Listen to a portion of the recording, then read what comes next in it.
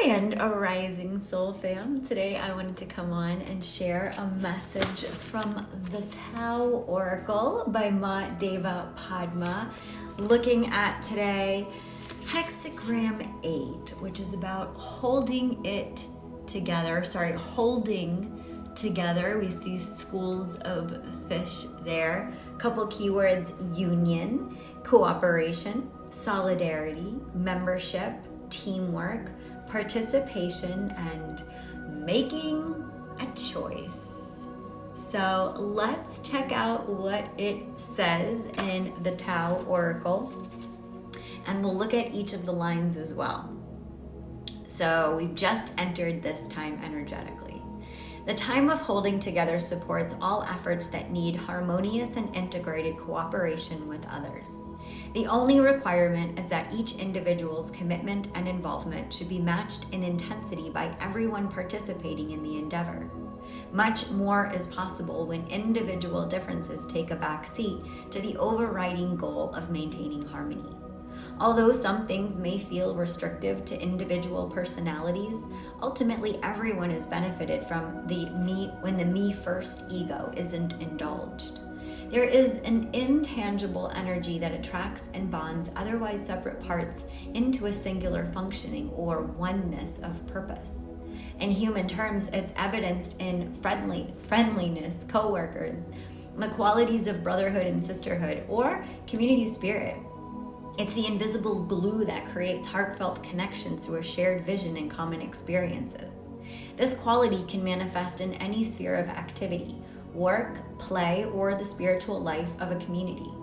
In order to take full advantage of their time spent together, each member of a group must be willing to share responsibility and perform their part of the task at hand. The ideal is to find the knack of moving in complete accord with one another like a school of fish, as though one body and one mind.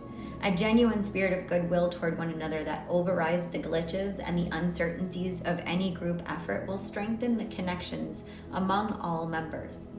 A group that acts in such all-encompassing unity can withstand any adversity that would otherwise create great difficulties for an individual. It goes without saying that heartfelt bonding between people is not only empowering of the entire relationship, but of each partner as well. Keep in mind that any true alive alliance must have an inspiring nucleus at its core that serves as a center point for integrating and unifying the group. If others have been gathering around you for guidance, be generous, receive them respectfully, and offer what you can sincerely. If it has naturally come about that you are playing a more central role in the group venture, you're there because you're meant to be. We all have unique capacities, and for some there's a potential for leadership. Although few ever actualize it, it may be that you are one of those few. Don't shy away from the opportunity if it arises, for it is in sync with the Tao, and you will be supported as it's needed. The ability to guide others requires attentiveness to the unique needs of an individual. Leaders who are devoted to empowering others readily share their capacity for decisiveness, personal resolve, and an uncompromising integrity. Before assuming such a responsibility, take time to be alone and consider what the voice of your heart is telling you. Listen dispassionately to the pros and cons. Weigh it all in the balance, and above all, avoid being swayed by group enthusiasm. The voice of inner truth always speaks with clarity. If you find there's a yes to taking on the responsibilities of a leadership role, then making a wholehearted commitment to the community is what life requires of you now. It has the potential to deepen your self-awareness, your understanding, and your compassion toward others. So here are the changes. You may have a resonance in one of the lines, maybe two of the lines, maybe all of the lines, maybe none of the lines. Bottom line, becoming part of a community means that there certainly will be confrontations that you as an individual would never face. But when you are willing to give your best for the good of all, the spirit of teamwork deepens. The potential for success in any collaboration will be measured by the degree to which each member is inspired and devoted in his or her contribution. Line 2. Competition, which comes about when an individual ego needs to assert itself in order to rise above others, undermines solidarity.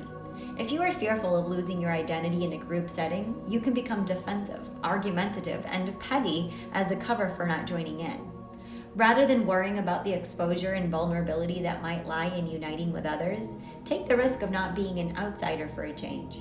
If you follow your own intuition and trust your value to the group, your integrity will not be compromised. Line 3. If after a thorough self-examination, you still feel discomfort at the prospect of becoming part of a group effort, chances are it's not the right situation for you. Don't take this to mean that you have to become hostile or antagonistic or in any way get involved in trying to oppose the efforts of the group. Just remove yourself in a friendly way and save your commitment for something that's more in tune with your inner truth. Line 4. There are pros and cons to any union. Participating in a group means some things must be given up, yet if in your belly the attraction is strong enough, such a sacrifice can be a small price to pay for the enriching experience of fellowship. If the pull is not really strong, then it's best to go your own way. Be clear, though, that turning away now could mean you are passing up a great opportunity, so consider the whole picture before making a move. Line 5. There is a subtle and deep nourishment that's made possible only through the challenge of union. Keep an open mind and be alert, because now is the time that you might stumble across your tribe or they might find you, and what a joy it is to connect with your people. Top line, line 6. You may have fallen prey to a doubting mind that would much rather sit on the fence and criticize or fantasize than participate. Indecisiveness or wavering too long can put us in limbo, and it can become so habitual that any opportunity that comes along is missed. If you see this as your situation, learn from it and make whatever changes are necessary so that you don't become a permanent outsider to the special joys that arise from joining together with others. So there you have it. Hexagram 8, holding together.